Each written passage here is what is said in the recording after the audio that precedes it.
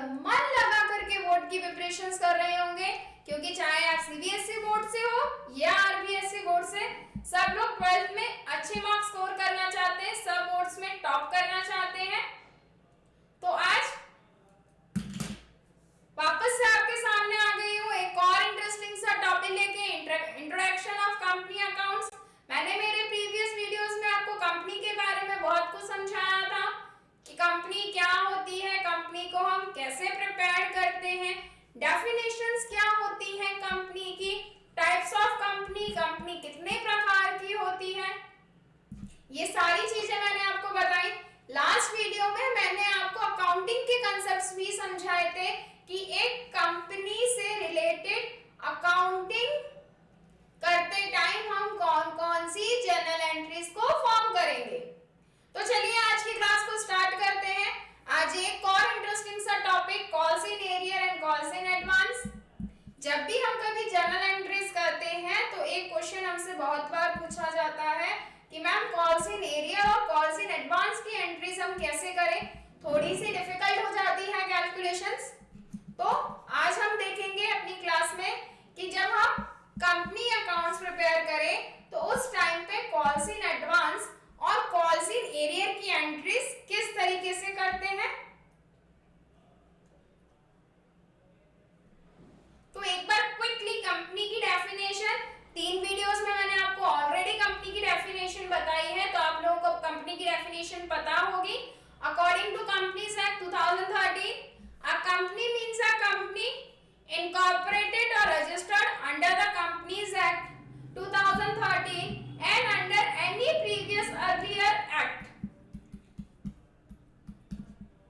कि companies act ने क्या कहा है कि कंपनी का मतलब उस कंपनी से है जो कंपनी एक्ट 2013 में या तो रजिस्टर्ड है या इनकॉर्पोरेटेड हो चुकी है, या अगर कोई कंपनी इससे पहले बनी थी तो वो इससे पहले वाले किसी एक्ट में क्या है, रजिस्टर्ड है। बहुत सिंपल सी डेफिनेशन। कंपनी वो कंपनी है जो कंपनी अधिनियम 2013 के अंदर या तो क्या है, रजिस्टर्ड है, या इनकॉर्पोरेटेड यानी समामेलित हो चुकी है, या जो इस एक्ट से पहले प्रचलित किसी और एक्ट में रजिस्टर्ड थी। क्योंकि कंपनी एक्ट तो 2013 में आया, उससे पहले भी तो बहुत सारी कंपनीज थी, तो वो इससे पहले जो एक्ट बना था 1956 उसके अंदर क्या हो, रजिस्टर्ड हो। देन कंपनी की एक और definition, company is an artificial person. Company एक आर्टिफिशियल पर्सन है। कंपनी को हम एक कृत्रिम व्यक्ति कहते हैं, invisible, intangible, existing only in the eyes of law. Company एक कृत्रिम व्यक्ति है जो अमूर्त और अदृश्य है, जो सिर्फ कानून के रूप में ही या कानून की आंखों में ही दिखाई देती है, जिसका अस्तित्व सिर्फ कानून की दृष्टि में होता है। Creation of merely by law, इसको क्रिएट हम सिर्फ लॉ के अकॉर्डिंग कर सकते हैं। इसके पास वही राइट्स और प्रॉपर्टीज होती हैं जो इसका चार्टर इसको प्रोवाइड करता है। तो बहुत सिंपल सी definition, company is artificial person which have a common seal and a separate legal existence. Company एक कृत्रिम व्यक्ति है जिसकी अपनी सार्वमुद्रा और पृथक अस्तित्व होता है। तो ये तो एक बहुत सिंपल सी डेफिनेशंस की बात की हमने कंपनी की।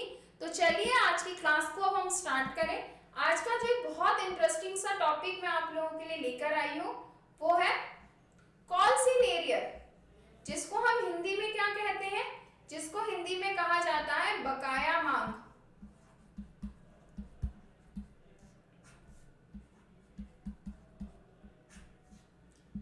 When any shareholders fails to pay the allotment money, when any shareholders is failed to pay the allotment money or any of the calls, such as amount is known as calls in arrear or unpaid calls। जब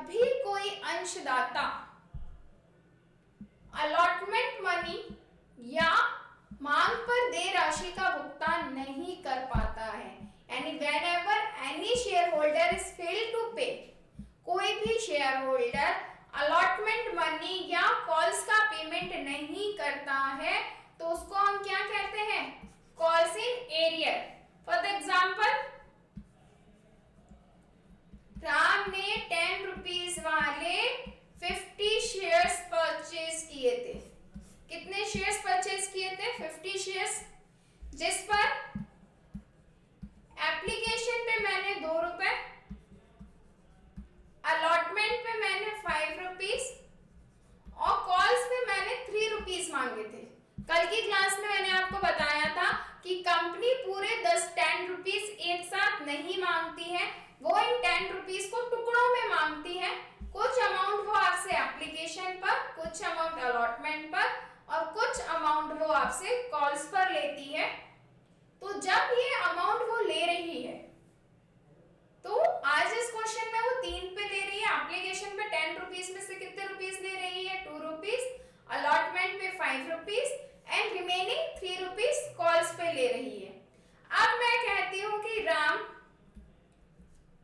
application का amount तो पे करता है but allotment and calls पे नहीं कर पाया, फेल हो गया ड्यू टू सम रीजन। उसने 5 रुपीज और 3 रुपीज का पेमेंट नहीं किया है। ऐसे टाइम पे हम क्या कहेंगे? कॉल्स इन एरियर कितने रुपीज पे हुआ? कॉल्स इन एरियर है, राम के पास 50 शेयर्स थे जिस पर उसने सिर्फ 2 रुपीज का पेमेंट किया, 5 रुपीज और 3 रुपीज पे नहीं कर रहा है, तो 50 इंटू 3 यानी 150 रुपीज की क्या हो जाएगी? कॉल्स इन एरियर हो जाएगा। तो कंसेप्ट समझ में आया? जब भी कोई शेयर होल्डर अलॉटमेंट मनी या कॉल्स पर अमाउंट पे नहीं कर पाता है, it's fail to pay the allotment money and the calls, it's known as calls in arrear और अनपेड कॉल्स। तो इस टाइम पे हम जर्नल एंट्री क्या कर सकते हैं? तो इस टाइम पे जर्नल एंट्री होती है calls in arrear account debit. अगर उसने कॉल्स का पेमेंट नहीं किया है तो ये बिजनेस के लिए क्या होती है? लॉस हो जाता है और all the losses are debit. That's why हम कॉल्स इन एरियर अकाउंट को क्या करेंगे? डेबिट, क्योंकि कॉल्स इन एरियर कौन सा अकाउंट है? Calls in arrear nominal account है। टू, जिसका कॉल का उसने पेमेंट नहीं किया। अगर फर्स्ट कॉल का पेमेंट नहीं किया तो टू फर्स्ट एंड कॉल, अगर उसने सेकंड कॉल का पेमेंट नहीं किया है तो to second and final call. Narration हो जाएगा calls in arrear brought into the account. हमने कॉल्स इन एरियर की कैलकुलेशंस की है। सिंपल सी journal entry. Calls in arrear हमारे लिए लॉस होता है तो उसको हम डेबिट करेंगे। Calls in arrear account debit to share first call and to share second call. इसके बाद जब भी कभी कॉल्स इन एरियर होता है तो कॉल्स इन एरियर पे आपको इंटरेस्ट का पेमेंट भी करना पड़ता है कि आपने जब कंपनी ने मांगा तब पेमेंट नहीं किया, आप उससे कुछ टाइम के बाद में पेमेंट कर रहे हो। ऐसे टाइम पे आप जितना लेट पेमेंट करोगे कंपनी आपसे उतना ही ज्यादा क्या लेगी? इंटरेस्ट यानी कि ब्याज लेगी। तो the articles of association of company may empower the directors to charge the interest at the stipulated rate on the calls in arrear। कि कंपनी के जो अंतर नियम्स होते हैं, आर्टिकल ऑफ एसोसिएशंस को हिंदी में कहा जाता है अंतर नियम। तो यदि कंपनी के आर्टिकल ऑफ एसोसिएशन में कंपनी के जो आर्टिकल्स ऑफ एसोसिएशंस है उसके अकॉर्डिंग कंपनी क्या चार्ज करेगी? रेट ऑफ इंटरेस्ट चार्ज करेगी ऑन कॉल्स इन एरियर। यानी ये कंपनी का डिसीजन है कि वो कितना % इंटरेस्ट चार्ज करना चाहती है। बट अगर कंपनी के आर्टिकल्स में इससे रिलेटेड कोई इंफॉर्मेशन नहीं दे रखी है, यानी कि आपका आर्टिकल या अंतर नियम क्या है? साइलेंट है। आपने कोई प्रोविजन नहीं बनाया कि अगर कॉल्स इन एरियर हो जाएगा तो हम कितना इंटरेस्ट चार्ज करें। तो ऐसे टाइम पे कंपनीज एक्ट की टेबल एफ में इंडिया पर कंपनीज पर कौन सा टेबल रखते हैं, मतलब कौन सा एक्ट लगता है, कंपनीज एक्ट 2013। तो उसकी टेबल एफ में ये कहा गया है, टेबल एफ के रूल्स एप्लीकेबल हो जाएंगे which state the interest at the rate of not existing 10%, कि कॉल्स इन एरियर पर आप 10% से ज्यादा का इंटरेस्ट चार्ज नहीं कर सकते हो। यानी अगर किसी शेयर होल्डर ने कॉल्स इन एरियर का पेमेंट किया है तो डिले पेमेंट पे आप ज्यादा से ज्यादा कितना इंटरेस्ट चार्ज करेंगे, हम ज्यादा से ज्यादा 10% इंटरेस्ट चार्ज कर सकते हैं। जब हम इंटरेस्ट का पेमेंट करेंगे तो कॉल्स इन एरियर जब भी रिसीव्ड होगी तो वो हमारे लिए क्या है, प्रॉफिट है। इंटरेस्ट का पेमेंट कौन कर रहा है, शेयर होल्डर्स हमको कर रहे हैं। तो हम जनरल एंट्री क्या करेंगे, बैंक अकाउंट डेबिट, बिकॉज हमारे पास क्या रिसीव होगा, कैश रिसीव्ड होगा। बिजनेस के लिए इनकम है। बैंक कौन सा अकाउंट होता है, बैंक रियल अकाउंट होता है। The things come is debit, तो कैश रिसीव्ड हो रहा है, दैट्स व्हाई हम किस अकाउंट को डेबिट कर रहे हैं, बैंक अकाउंट को।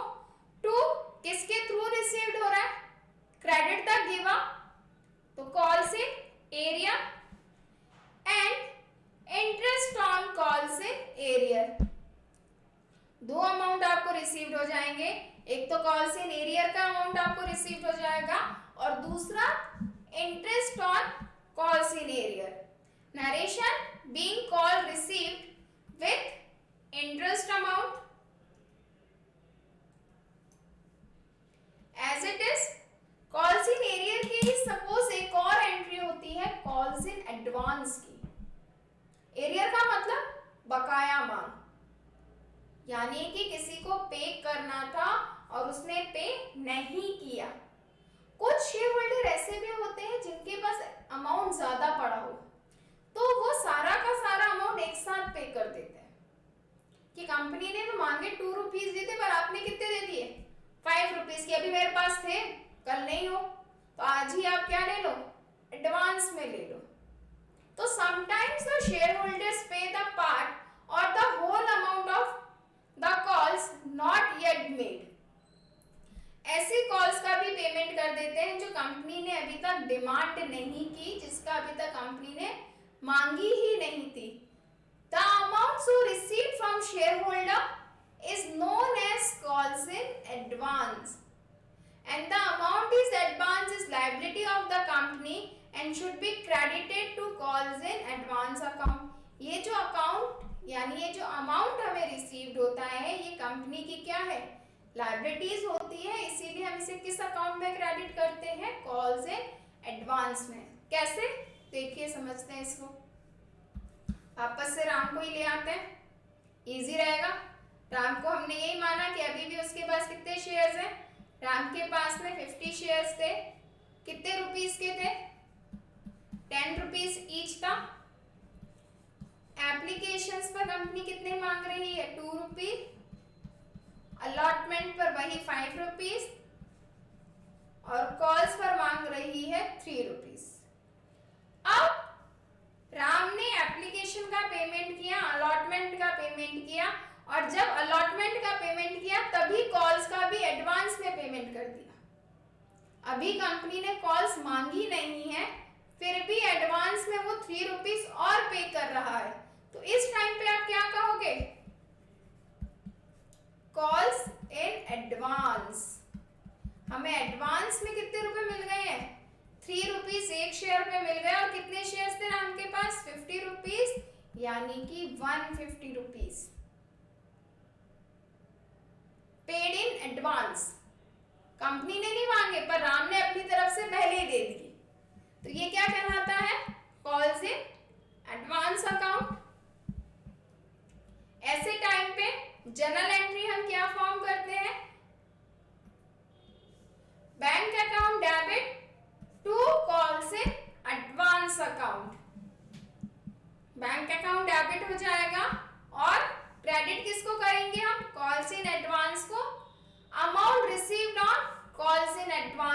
जितना अमाउंट आपको रिसीव्ड हुआ है एडवांस के टाइम पे। जैसे राम ने कितना रिसीव दिया था एडवांस, 150 रुपीज, तो ये एंट्री कितने से हो जाएगी, 150 रुपीज से।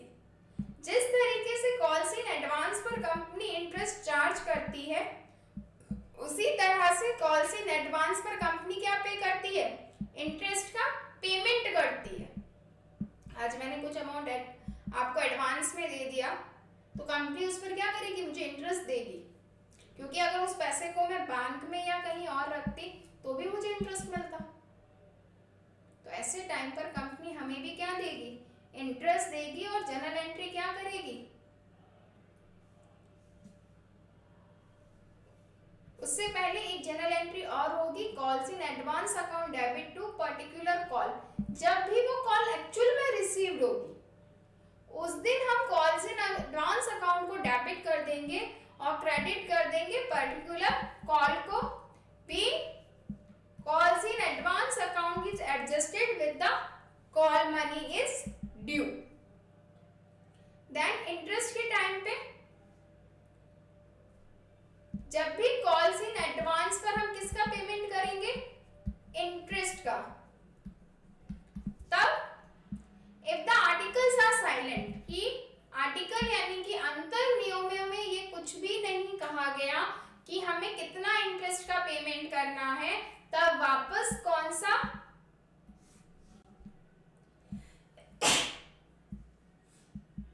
तब वापस टेबल एफ एप्लीकेबल हो जाएगी। और टेबल एफ में क्या कहा गया, टेबल एफ में ये कहा गया है कि अगर कोई भी रूल्स नहीं बनाए गए हैं कॉल्स इन इंटरेस्ट के लिए, तो ऐसे टाइम पे आप 12% से ज्यादा का इंटरेस्ट पे नहीं कर सकते हैं। कॉल्स इन एडवांस में मैक्सिमम इंटरेस्ट कितना जाएगा, 12%। ये इंटरेस्ट कंपनी के लिए क्या होगा, एक्सपेंडिचर होगा। कॉल्स इन एरियर पे जो इंटरेस्ट रिसीव्ड होता है वो इनकम होती है, और कॉल्स इन एडवांस पे जो इंटरेस्ट हम पे करते हैं वो हमारे लिए क्या होता है, एक्सपेंडिचर। बहुत इंपॉर्टेंट क्वेश्चन है, 1 मार्क्स के लिए एग्जाम में पूछा जाता है कि कॉल्स इन एरियर और कॉल्स इन एडवांस पर क्या रेट है। तो कॉल्स इन एरियर पर है 10% और कॉल्स इन एडवांस पर है 12%। इससे प्रीवियसली जो एक्ट चल रहा था कंपनीज एक्ट 1956,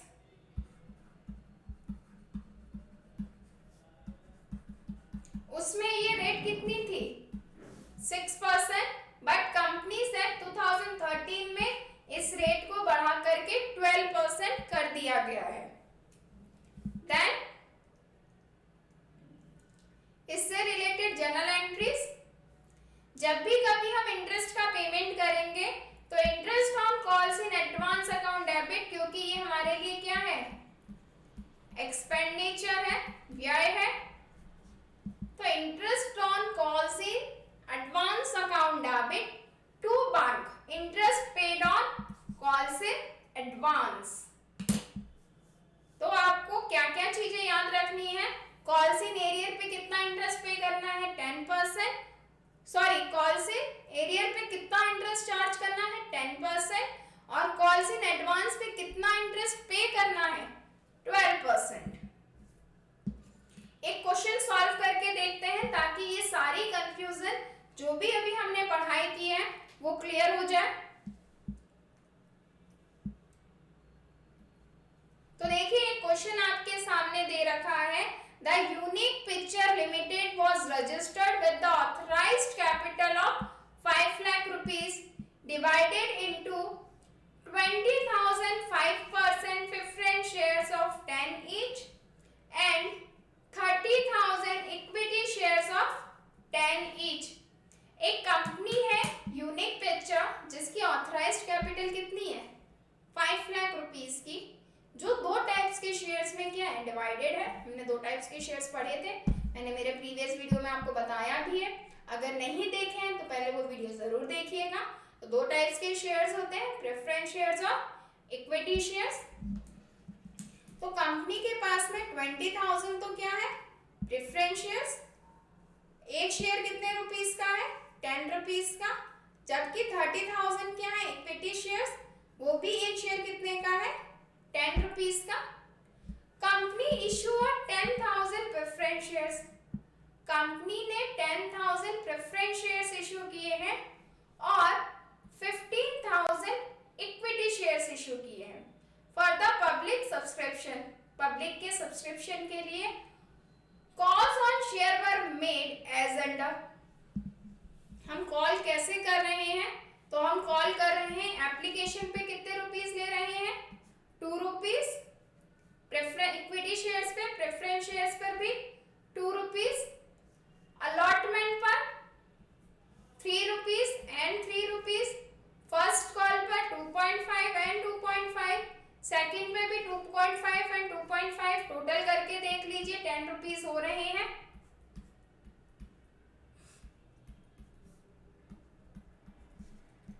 यानी टोटल 10 रुपीस को कंपनी कैसे ले रही है, कंपनी टोटल 10 रुपीस को अलग अलग तरीके से ले रही है। कंपनी 10 रुपीस को 4 टुकड़ों में मांग रही है आपसे, कौन कौन से, एप्लीकेशन पर, अलॉटमेंट पर, फर्स्ट कॉल पर और सेकंड एंड फाइनल कॉल्स पर। All the share were fully subscribe, ये जितने भी शेयर्स थे वो सारी पब्लिक ने खरीद लिए। All the due were received, जितनी भी ड्यू था वो पूरा का पूरा आपको मिल गया। वर except the second and final call on 100 equity shares, आपको सेकंड एंड फाइनल कॉल नहीं मिला, कितने शेयर्स पर, 100 इक्विटी शेयर्स पर और 200 प्रेफरेंस शेयर्स पर। Record this transaction in journal, you are also required to prepare a cash account, और आपको कैश अकाउंट और बैलेंस शीट भी प्रिपेयर करनी है। आज के वीडियो में मैं सिर्फ आपको जर्नल एंट्रीज करना सिखाऊंगी, आगे वाले वीडियोस में हम कैश अकाउंट और बैलेंस शीट बनाना सीखेंगे। तो चलिए जर्नल एंट्री करते हैं। सबसे पहली जर्नल एंट्री एप्लीकेशन पर हो जाएगी, तो हम यहाँ पर एक बार फिर से शॉर्ट में लिख लेते हैं। इशू कौन से शेयर है, इक्विटी और प्रेफरेंस। इक्विटी शेयर्स कितने इशू कर रही है कंपनी, तो इक्विटी शेयर्स कंपनी ने इशू किए हैं 15,000 के और प्रेफरेंस इशू किए हैं 10,000 के।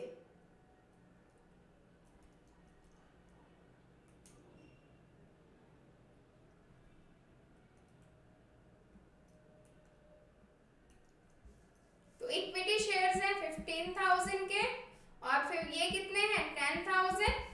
एक चीज और यहाँ नोट कर लीजिए, एप्लीकेशन पर 2 रुपीस, अलॉटमेंट पे 3 रुपीस, फर्स्ट कॉल पर 2.5 और सेकंड कॉल पर भी 2.5। अब इक्विटी और प्रेफरेंस दोनों की जर्नल एंट्रीज अलग अलग हम करेंगे। सबसे पहली एंट्री एप्लीकेशन की, लास्ट क्लास में मैंने आपको एंट्री समझाई थी, तो क्या जर्नल एंट्री हो जाएगी, bank account debit to equity share application, और टू यहीं पे मैं कर सकती हूँ 5% preference share application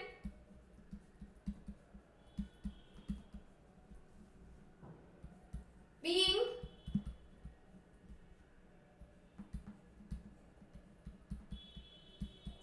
application money received on 15,000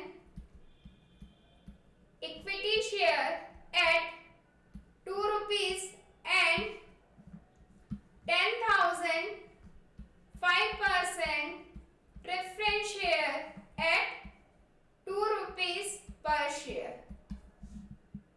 ये आपका नरेशन हो जाएगा। अमाउंट की कैलकुलेशन हम कैसे करें, अमाउंट की कैलकुलेशन करने का बहुत सिंपल सा तरीका, मैंने लास्ट वीडियो में भी आपको ये सारी journal entry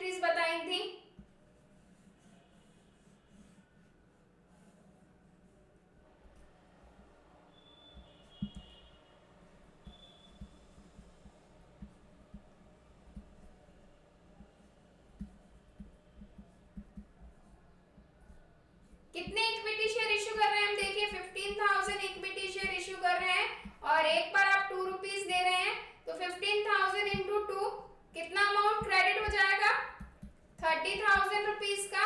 as it is preference shares पे देखिए 10,000 प्रेफरेंस शेयर्स इशू कर रहे हो और एप्लीकेशन पे कितने रुपीस ले रहे हो 2 रुपीस। 10 इंटू 2 कर देंगे आप 20,000। टोटल बैंक में आपको कितना रिसीव हो जाएगा 50,000 rupees. Clear. First journal entry समझ में आ रहा है आपको। ये एंट्रीज मैंने लास्ट क्लास में लास्ट वीडियोस में भी आपको समझाई थी। अब जो एप्लीकेशन मनी आपको रिसीव्ड हुई उसको हम कहाँ ट्रांसफर करेंगे। जो एप्लीकेशन मनी हमें रिसीव्ड हुई है उसको हम वापस से ट्रांसफर करेंगे कैपिटल में। एंट्री क्या करेंगे हम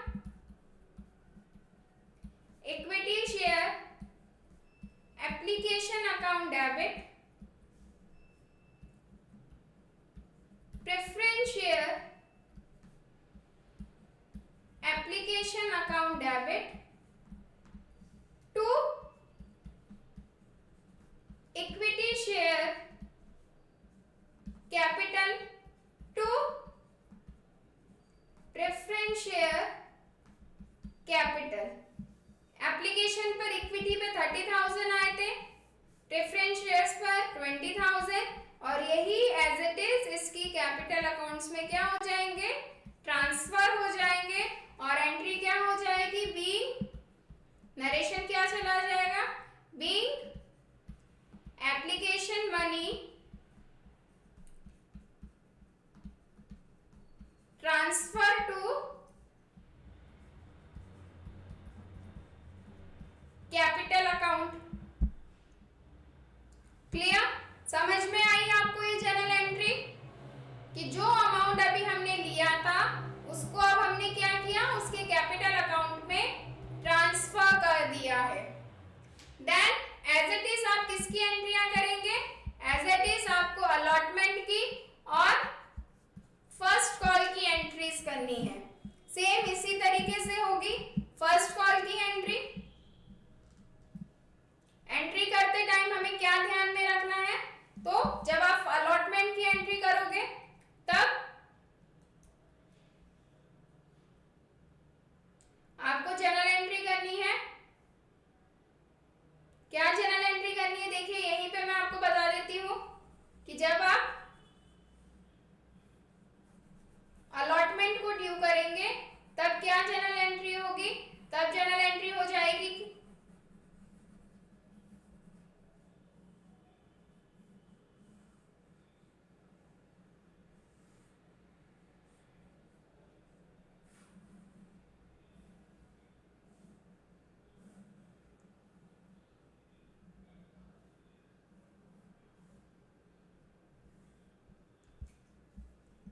अलॉटमेंट के टाइम पे अलॉटमेंट पे हम कितने रुपीस ले रहे हैं 3 रुपीस।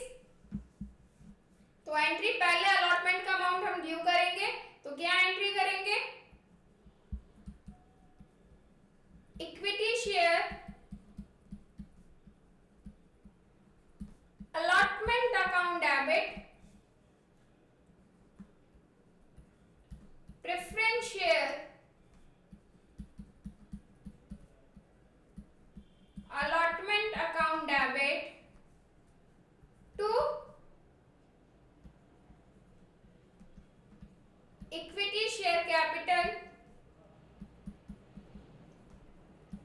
और to preference share capital।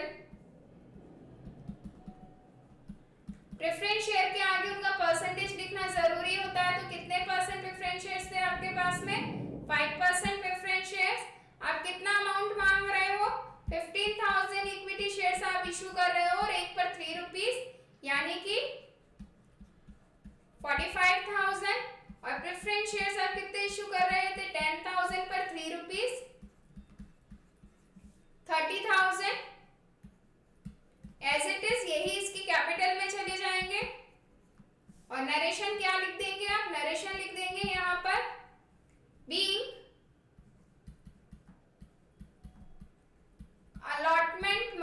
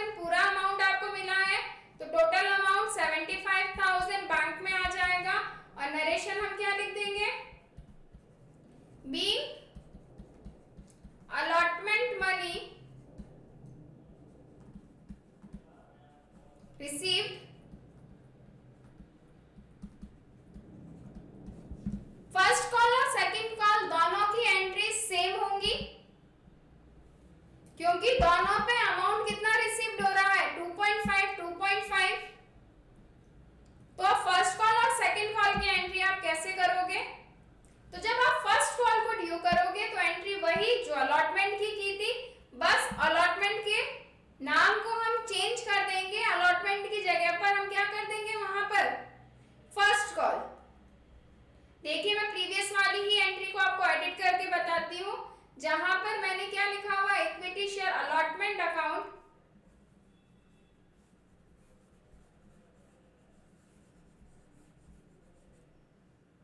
सिर्फ मैं अलॉटमेंट वाले वर्ड को कट कर रही हूं, उसकी जगह पे क्या लिख रही हूं, first call and first call account. और देखिए 15,000 शेयर्स ही रहेंगे, बट कॉल्स पे हम कितना अमाउंट ले रहे हैं, 2.5, तो मल्टीप्लाई कितने से हो जाएगा, ये 2.5 से मल्टीप्लाई करिए 15,000 को 2.5 से, तो क्या अमाउंट आ जाएगा, 15,000 को आप मल्टीप्लाई करेंगे तो 37,500, और यहां पर अमाउंट आ जाएगा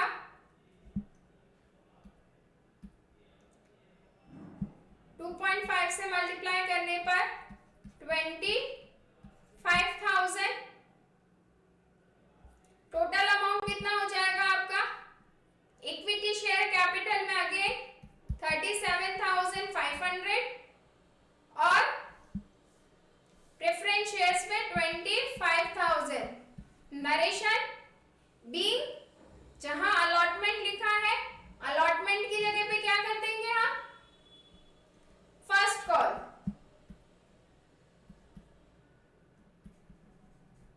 first call money due on 15,000 equity share and 10,000 preference share at 3 की जगह पे कितने रुपीस हो जाएंगे, 2.5 रुपीस।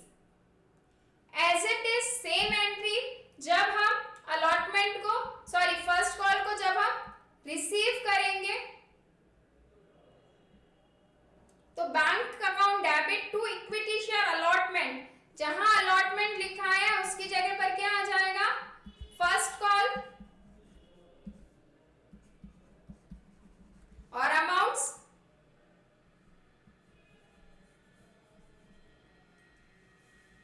37,500 और 25,000, टोटल हो जाएगी आपकी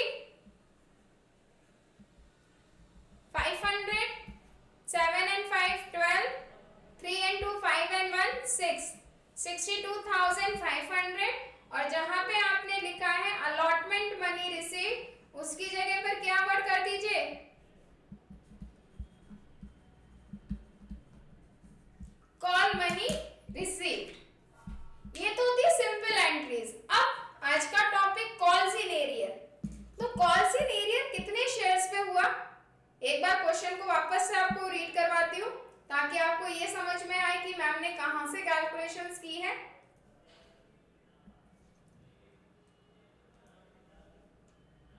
तो देखिए हमने एप्लीकेशन की एंट्री कर दी, अलॉटमेंट की एंट्री कर दी और फर्स्ट कॉल की एंट्री कर दी।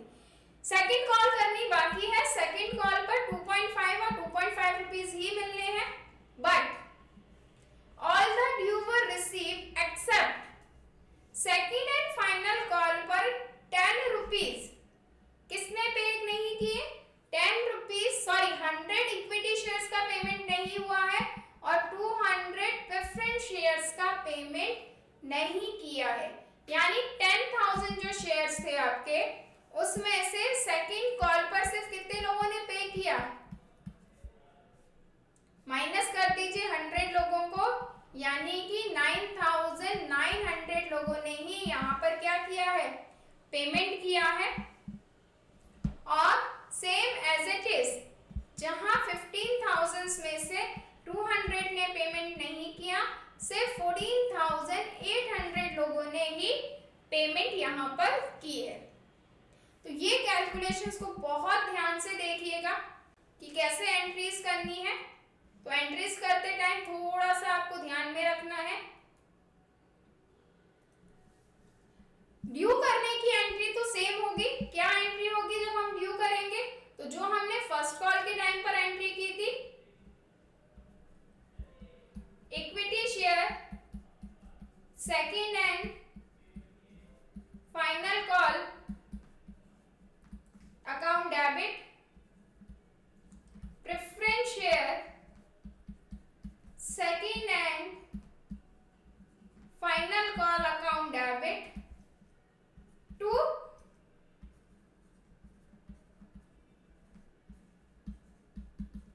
इक्विटी शेयर कैपिटल और 2 preference share capital 15,000 multiply by 2.5 और 10,000 मल्टीप्लाई बाय 2.5 अमाउंट आ जाएगा यहाँ पर एंड सेम अमाउंट यहाँ पर आ जाएंगे और नरेशन भी सेम जाएगा। बट जब बैंक में रिसीव करेंगे तब एंट्रीज थोड़ी सी क्या होंगी, चेंज होंगी। कैसे चेंज होगी, तो मैं यहाँ एंट्री कर रही हूँ, देखो bank account debit calls in arrear account debit to, सिर्फ पहले मैं आपको इक्विटी शेयर की बताती हूँ। Equity share second and final call. तो देखो इक्विटी शेयर पर आपको टोटल कितने रुपीस देने थे, 37,500 रुपीस आप मांगते हैं। कितने शेयर्स पर, 15,000 शेयर्स पर 2.5 के हिसाब से, राइट। अब एक पर्सन ने 100 रुपीस पे 100 शेयर्स पे 2.5 का पेमेंट नहीं किया। इसका मतलब उसने कितने अमाउंट का पेमेंट नहीं किया, उसने 250 रुपीस का पेमेंट नहीं किया। तो जहां आपको 37,500 रुपीस मिलने चाहिए थे, उसकी जगह आपको सिर्फ कितने मिलेंगे, 37,250 रुपीस। क्यों, क्योंकि हमें 14,900 शेयर्स पर ही पेमेंट मिला। एक शेयर होल्डर ने आपको पेमेंट नहीं किया है, तो इसीलिए हम यहाँ क्या लिखेंगे, कॉल्स इन एरियर हो गई है कितने शेयर्स पर, 100 शेयर्स पर 2.5 रुपीस की, करेक्ट। अब एज इट इज जब हम किसके लिए एंट्री करेंगे, जब हम प्रेफरेंस शेयर के लिए एंट्री करेंगे तब हमारी एंट्री हो जाएगी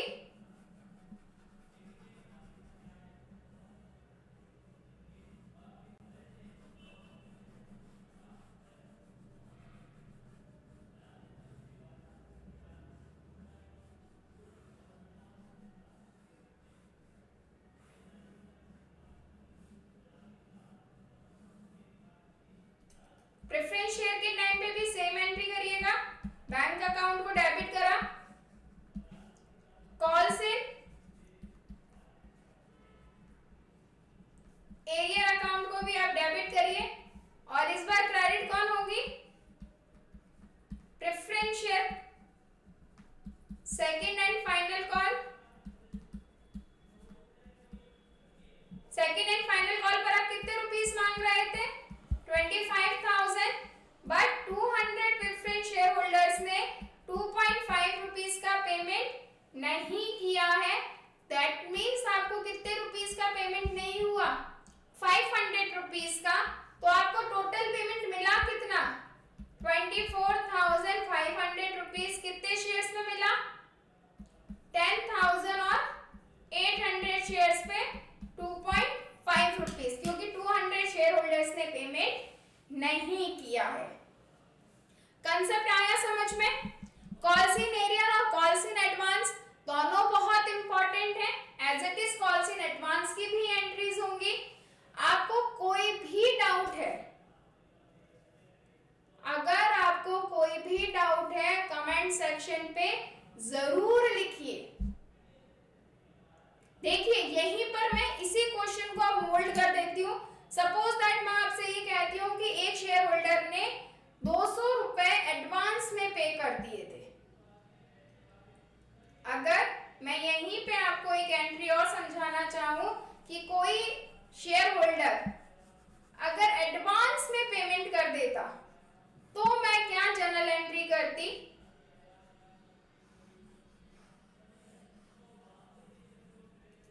कि एक शेयर होल्डर था राम, जिसने 100 शेयर पर second call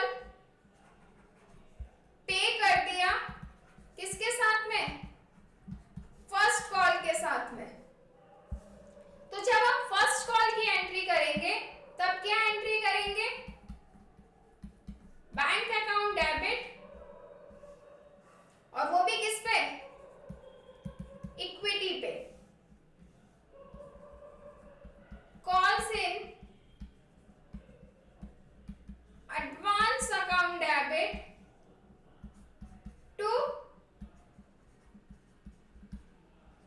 equity share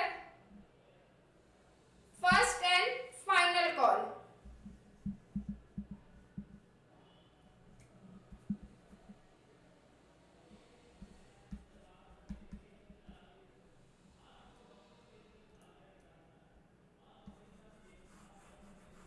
general entries को थोड़ा सा करेक्ट करेंगे।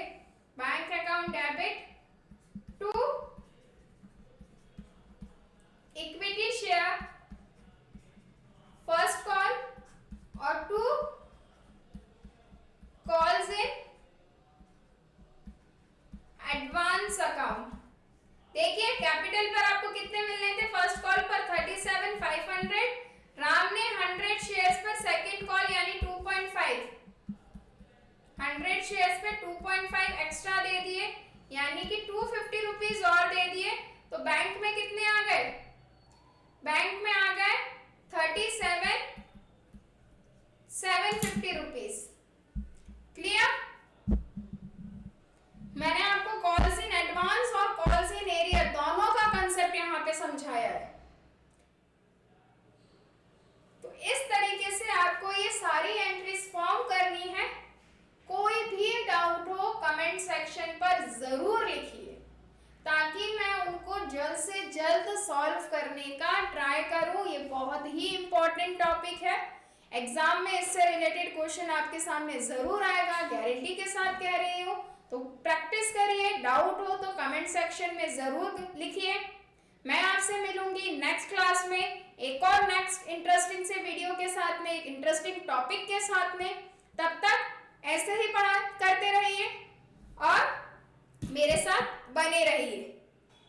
वीडियो अच्छा लगा हो तो लाइक जरूर कीजिएगा। तब तक के लिए बेस्ट ऑफ लक। मैं आपसे मिलूंगी अब नेक्स्ट क्लास में। Thank you.